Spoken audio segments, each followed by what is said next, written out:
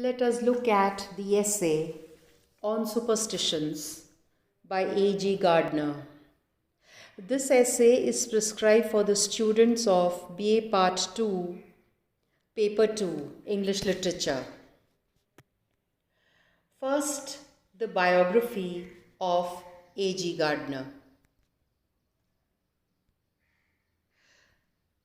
Alfred George Gardner, whose dates are 1856 to 1865 to 1946, was a British journalist and author. His essays, written under the pen name Alpha of the Plough, are highly regarded. He was also chairman of the National Anti-Sweating League, a pressure group which campaigned for a minimum wage in industry. His essays are characterized by humor and grace. In this essay, he describes in an easy and thought-provoking manner how superstitious influences us even today. Early life. Gardner was born in Chelmsford, the son of a cabinet maker and alcoholic. As a boy, he worked at the Chelmsford Chronicle and the Bournemouth Directory. He joined the Northern Daily Telegraph in 1887, which had been founded the year before by Thomas Purvis, Ridsman. In 1899, he was appointed editor of the Blackburn Weekly Telegraph, editor of the Daily News. In 1902, Ridsma was named general manager of the Daily News. Needing an editor, he turned to his young protege to fill the role. The choice soon proved a great success. Under Gardner's direction, it became one of the leading liberal journals of its day, as he improved its coverage of both the news and literary matters while crusading against social injustices.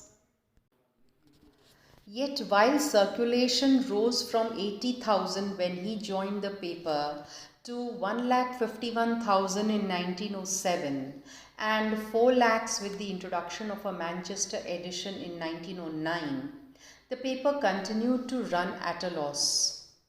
Essayist. From 1915, he contributed to The Star under the pseudonym Alpha of the Plough.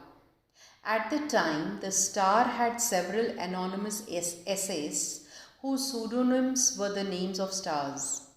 Invited to choose the name of a star as a pseudonym, he chose the name of the brightest star, that is Alpha, in the constellation of the Plough. His essays are uniformly elegant, graceful, and humorous. His uniqueness lay in his ability to teach the basic truths of life in an essay, easy and amusing manner. The pillars of society, pebbles on the shore, many furrows and leaves in the wind are some of his best known writings. The end of the essay, The Vanity of Old Age, is typically neat. For nature is a cunning nurse. She gives us lollipops all the way. And when the lollipop of hope and the lollipop of achievement are done, she gently inserts in our toothless gums the lollipop of remembrance. And with that pleasant vanity, we are soothed to sleep, he says in the essay, The Vanity of Old Age.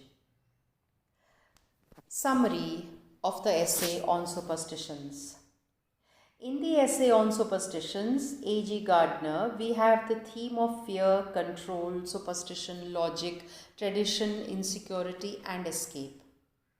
Taken from his Alpha of the Plough second series collection, the reader realizes after reading the essay that Gardner may be exploring the theme of fear.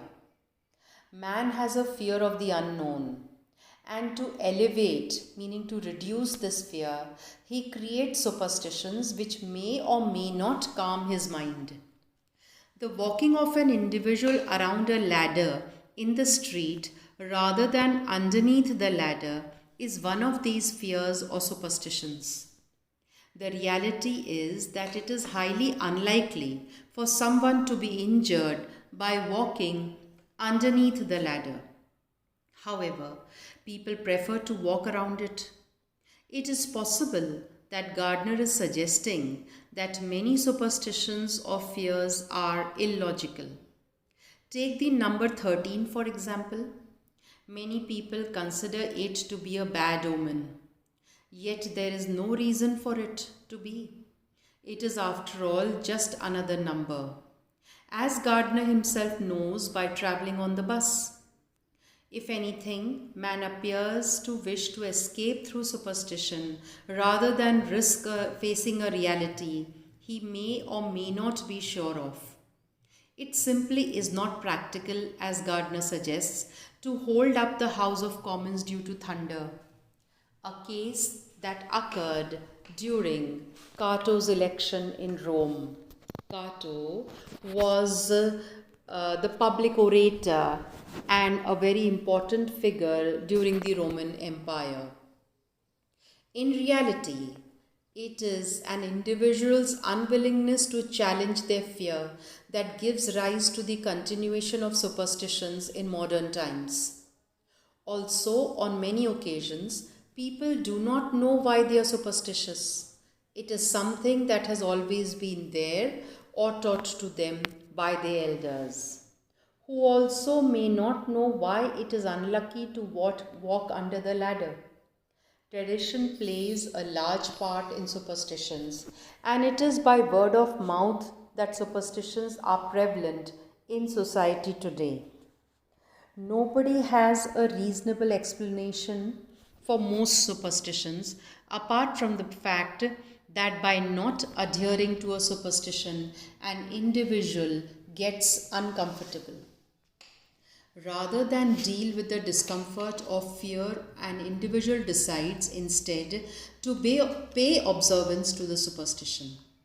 It may also be a case that the individual who adheres to superstition is in fact insecure within themselves. Knowing that they should not follow the superstition, something wrong might occur. If they should not follow, that is. This in itself is illogical, as man does not have the power to determine whether number 13 bus is unlucky or not. Adherence to superstitions can also cause problems for people. They will not only become afraid, they will become irrational. Say, for example, a man does not wish to travel on the number 13 bus. His only option is to find another bus, most likely at a different bus stop too, which will safely carry him home. By doing so, the individual is allowing superstition to take control of his life. Yet he may not be prepared to admit it. It is one thing being superstitious, but telling another person is a different matter, as they may view the individual as being foolish or old-fashioned in their beliefs. Particularly when the individual can provide no evidence as to why they are superstitious. It is better for a person to live their life free of superstition. Life will be less cumbersome and annoying should a person do so. There is no advantage to living one's life superstitiously, and if anything, it will only create more problems for an individual. It is easier to dismiss superstition and to be more scientific in approach, something that those who came before were unable to do. It is for this reason that Gardner may be suggesting that an individual, due to the advancements in science, has no reason to be superstitious. The number 13 is just another number. The sound of thunder is just that, a sound of thunder, and does not dictate the course of an election. In modern times, man has to be more sensible in his approach to superstitions, to be logical when he can, and cast aside any fear he may have based on information from his elders, who has mentioned who, as mentioned, may not necessarily know why one should be superstitious.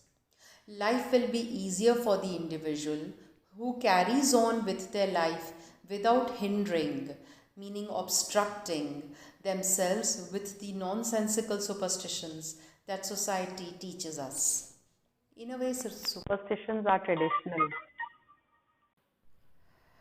Life will be easier for the individual who carries on with their life without hindering themselves with the nonsensical superstitions that society teaches us. A man who enjoys a life free of superstition will be happier than the man who believes in superstition. He will walk under a ladder without thinking, choose the number 13 bus should it be purposeful to him, and disregard any signs in weather that superstition dictates is a bad omen. If anything, life is simpler for the man who can think for himself without allowing for superstition to overcrowd him. A free mind is a powerful mind, and one that will not allow itself to be hindered by superstition. Next, we have word meanings of all the difficult words that are used in the text. Students can go through those meanings and learn those words. Thank you.